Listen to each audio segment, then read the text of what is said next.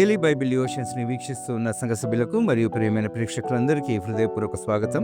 మన CSI holy trinity church Bolarum estate సమర్పించే ఈనాటి వాక్య ధ్యానాల్లో ఆయన భుజం మీద రాజ్యభారముండును and the government shall be upon his shoulder అనే సందేశాన్ని మన సంఘ సభ్యులు శ్రీమతి డారతి ముల్కి మధుకర్ గారు అందిస్తూ ఉన్నారు. ముందుగా ఈ క్రిస్మస్ గీతాన్ని విందాం.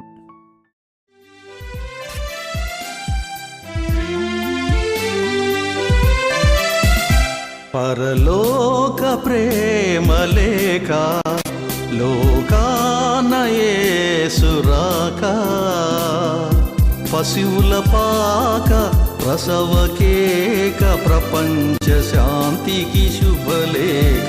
పరలోక ప్రేమలేక లోకాన యేసు రాక, పశువుల పాక ప్రసవకేక ప్రపంచ శాంతికి శుభలేక.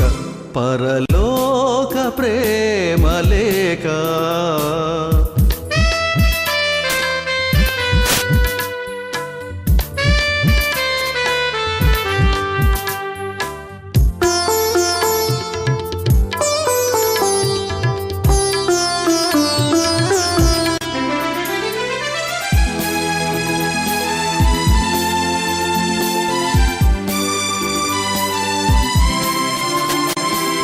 నిందకు ప్రతిగా నిత్యానందము, అవమానమునకు సన్మాన సుగంధము.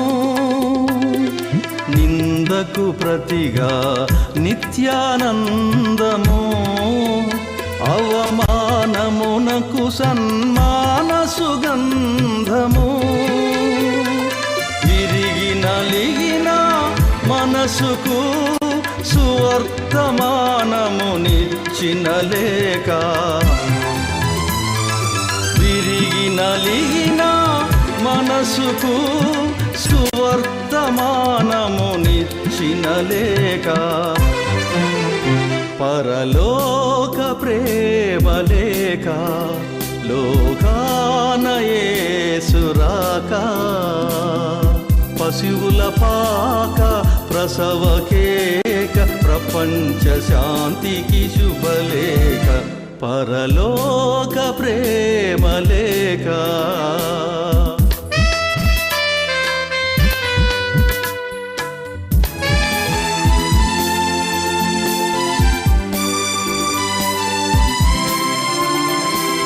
చింతకు ప్రతిగా జీవపు మార్గము, చెదరిన ప్రజకు సమాధానము. చింతకు ప్రతిగా జీవపు మార్గము, చెదరిన ప్రజకు సమాధానము. దేవదేవుని ఘనతను కీర్తించుటకు ఇచ్చిన లేక, దేవదేవుని ఘనతను కీర్తించుటకు ఇచ్చిన లేక. పరలోక ప్రేమలేక లోకాన యేసు రాక, పశువుల పాక ప్రసవకేక ప్రపంచ శాంతికి శుభలేక. పరలోక ప్రేమలేక.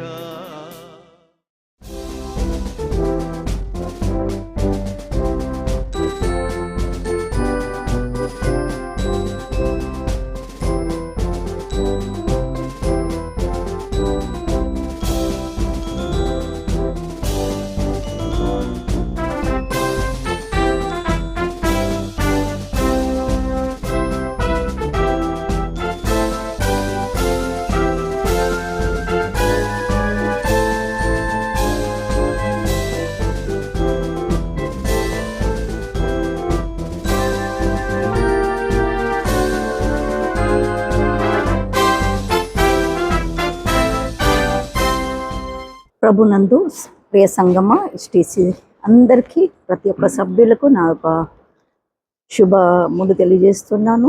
ఈ డిసెంబర్ మాసం అనగానే మనకి ఎంతో సంతోషం. ప్రభు ఇచ్చిన ఈ వాగ్దానంను మనం అందరం కూడా ఆచరిస్తున్నందుకు దేవునికి వందనాలు చెల్లిస్తున్నాము. ఈరోజు ఉదయ ధ్యాన అంశంగా మనము యెషయా గ్రంథం నుండి 9వ అధ్యాయము 6వ వచనం నుంచి మనం తీసుకుందాము. అందరికి తెలిసిన వచనమే. ప్రభు మనకి ఈ లూకా సువార్తలో మత్తయి మార్కులో కూడా మనకి ఇచ్చినట్టుగానే అది ఎందు కూడా మనకు ఈ వాగ్దానము మనకు ప్రభు ఇచ్చి ఉన్నాడు. ఒక చిన్న ప్రార్థనతో మనం మొదలు పెట్టుకుందాము. ప్రియ ప్రభు యేసురాజా, మీ వద్దకు వచ్చి ఉన్నాము నాయన. మీ యొక్క జన్మదిన శుభంగా ప్రభు, మేము నీ యొక్క జన్మదినాన్ని ప్రభు, నువ్వు చేసిన మేళ్ళని, మీ ఎందుకు ఈ లోకానికి వచ్చారో అని మేము ప్రచురిస్తుండగా మాకు ఇచ్చిన ఆధిక్యతను బట్టి స్తోత్రం చెల్లిస్తున్నాను. ప్రభు, మీరు మాతో మాట్లాడమని వేడుకుంటున్నాం నాయన.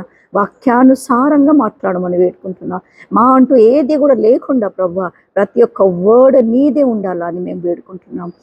ఈ లోకంలో మీరు మా కోసమే వచ్చినందుకు వందనాలు చెల్లిస్తూ మమ్మల్ని మా పాపం నుంచి బయటికి తీసుకురావడానికి మీరు మాకు ఇచ్చిన ఈ వాగ్దానాలు బట్టి మీకు అనేక వందనాలు చెల్లిస్తూ మీరు మాతో మాట్లాడమని, ఇది అందరికీ మేలుకరంగా ఇది ఇన్ఫర్మేషనే కాకుండా ప్రభా, ఇవాళ మేము తెలుసుకున్నది ట్రాన్స్ఫర్మేషన్ గురించి కూడా ప్రభా, ఇది అనుగ్రహించమని క్రీస్తు పేరిట వేడుకుంటున్నాము తండ్రి, ఆమెన్.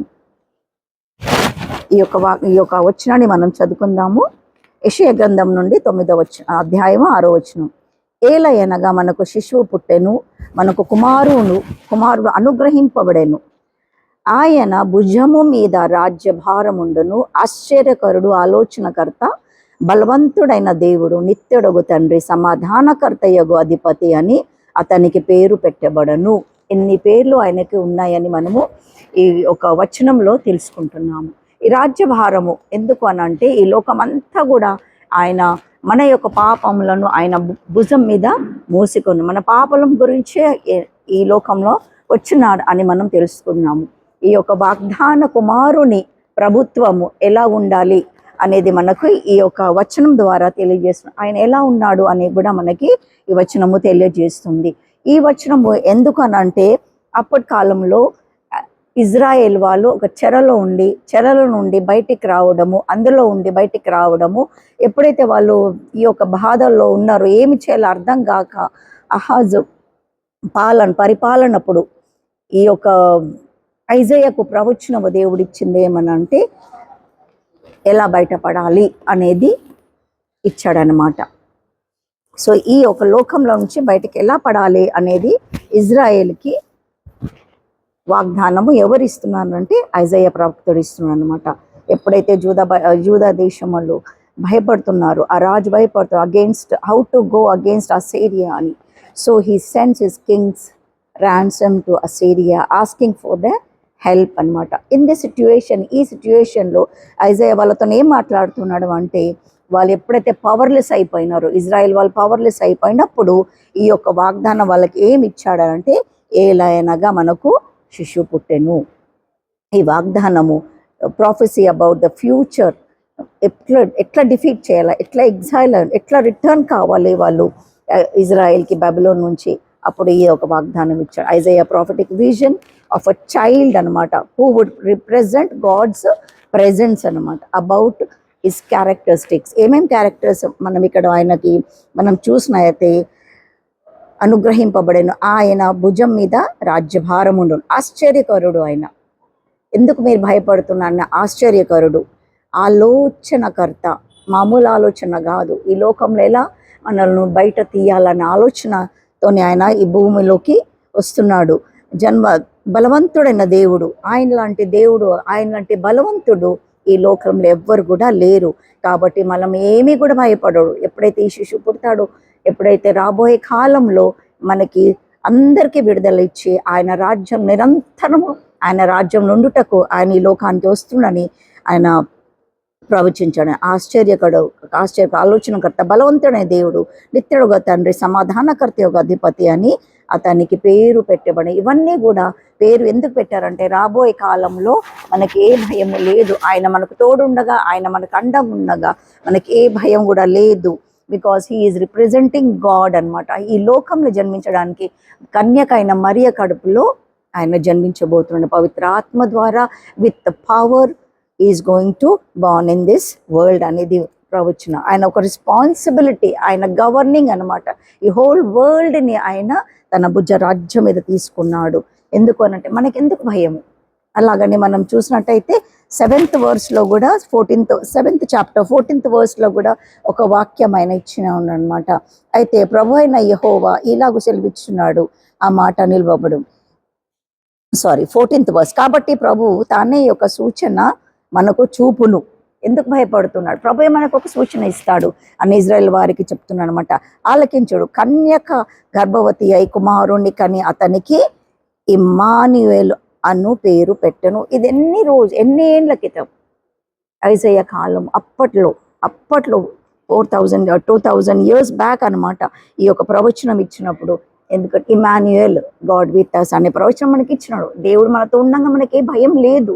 రాబో దినాలలో కూడా ఎన్నో భయంకరమైన పరిస్థితులు మనకు వస్తున్నాయి, ఎంతో తీవ్రంగా వస్తున్నాడు. 666 వస్తుంది. ఇవన్నిటికీ మనకు భయపడకుండా మనకు ప్రభు ఈ వాగ్దానాన్ని మనకి ఇచ్చిండు. ఈ వాగ్దానాన్ని పట్టుకొని ఎప్పుడైతే మనము ఆయనను పట్టుకొని మనం ప్రార్థిస్తామో, ఆయన జీవితం చరిత్ర మనం చూసినట్టే ఆయనలాగా నడుచుకుంటే ఏ పాపం చేయకుండా ఉండునట్టు మనకు దేవుడు సెలవిస్తాం. పాపం చేసినా ఆయన మన పాపాన్ని క్షమించడానికి ఈ లోకానికి వచ్చి ఉన్నాడు. ఎంత భయంకరమైన పాపం చేసిన రాహాబును అప్పుడు రాహాబు తర్వాత మరియా, వీళ్ళందరూ కూడా ఆయన ఒక జనరేషన్ నుంచి, దావీదు జనరేషన్ నుంచి వచ్చినట్టు మనం చూస్తున్నాం. దేవుడు ఎందుకు వాళ్ళని ఎన్నుకున్నాడు? రాహాబు ఒక వేశ్య ఎందుకు ఎన్నుకున్నాడు?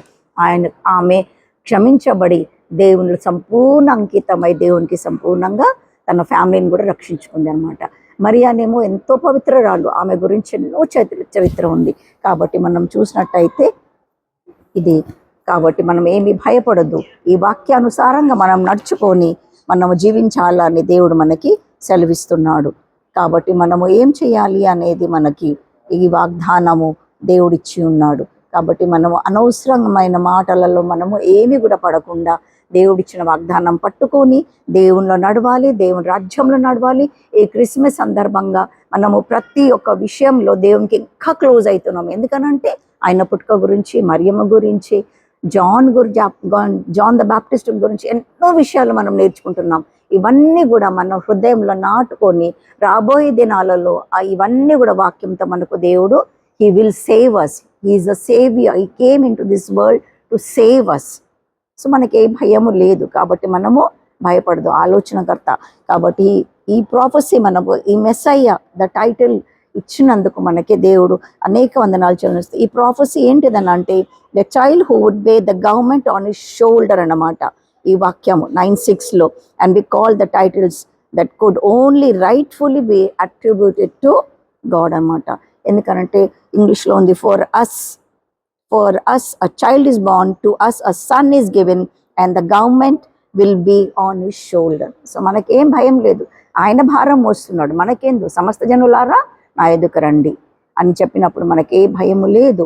కాబట్టి మనం లూకాసు వార్తలో కూడా మనము 1:26 కూడా మనము చూసినట్టయితే దాంట్లో కూడా మనకి ఎన్నో విషయాలు ప్రభు మనతో మాట్లాడుతున్నాడు. ఒక్కసారి మనం లూకాసు వార్తకి టర్న్ చేసుకుందాము.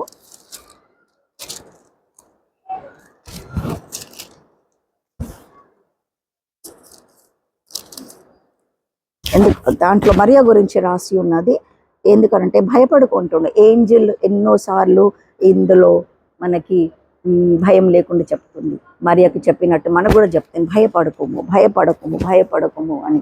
సో ఈ యొక్క వాగ్దానము దేవుడు తన షోల్డర్ మీద తీసుకున్నాడు. ఈ గవర్నమెంట్, ఈ రాజ్యం అంతా, ఈ వరల్డ్, ఈ నేషన్, మన ఒక ఇండియా దేశము, మన ఒక తెలంగాణ దేశం, మన ఒక అల్వాల్ దేశం, మన ఒక ట్రినిటీ, ఒక చర్చ్ కూడా ఈ భారం అంతా కూడా తన మీద మోసి ఉన్నాడు. ప్రతి ఒక్కళ్ళ భారము ఈ సంఘాన్ని దేవుడు మోసి ఉన్నాడు. కాబట్టి పేర్జనులారా మీరేం భయపడకూడి, ఎందుకంటే మనకు శిశువు పుట్టినాడు. ఆయనను అనుసరించండి. ఆయన మన కోసమే వచ్చాడు, మన పాపం కోసమే వచ్చాడు. కాబట్టి ఏ విషయం మేము భయపడకుండా, జడియకుండా ఆయన త్రోవల నడిచి ఆయనను అనుసరించి ఈ యొక్క వాగ్దానాలన్నీ నెరవేర్చుటకు మనము ప్రతిదినము ఈ వాక్యాన్ని అనుసరించి నడవడానికి దేవుడిచ్చిన ఇది ఒక సమయం బట్టి దేవునికి వందనాలు చెల్లిస్తూ ఈ వాక్యాన్ని మీరు ధ్యానించి ఈ క్రిస్మస్ దినాలలో సంతోషంగా ఉండి ప్రతి ఒక్క ఇంట్లో జాయ్ అండ్ పీస్ ఉండాలని కోరుతూ, ఆయన భారం మన మీద మోసి ఉన్నాడు లేదు, ఆయననే మోసుకున్నాడు. కాబట్టి భయపడకుండా దేవుని రాజ్యంకి ప్రిపేర్ కండి. చాలా తొందరగా దేవుని రాజ్యంలో మనము ఎంట్రీ కాబోతున్నాం. అది శాశ్వత కాలం ఉంది. సో దేవునికి భారం వేసి మనం దేవునిలో నడుచుకున్నందుకు దేవుడు ఈ చిన్న వాక్యాన్ని దీవించి ఆశీర్వదించడం కాక అని ప్రార్థిస్తున్నాను. Thank you Lord Jesus for this wonderful verse that was given us, and you have born to us, Lord Jesus, to be fearfully in this world. Fear లేకుండా జీవించడానికి మనం ఫియర్లెస్గా జీవించాలని మాకు నేర్పించావు ప్రభువా. నీకు స్తోత్రం చెల్లిస్తూ మేము సంతోషంగా ఈ క్రిస్మస్ సందర్భంగా నీ యొక్క సమాధానంతో జీవించేలాగా సహాయం చేయమని క్రీస్తు పేరిట వేడుకుంటున్నాము తండ్రి. ఆమేన్.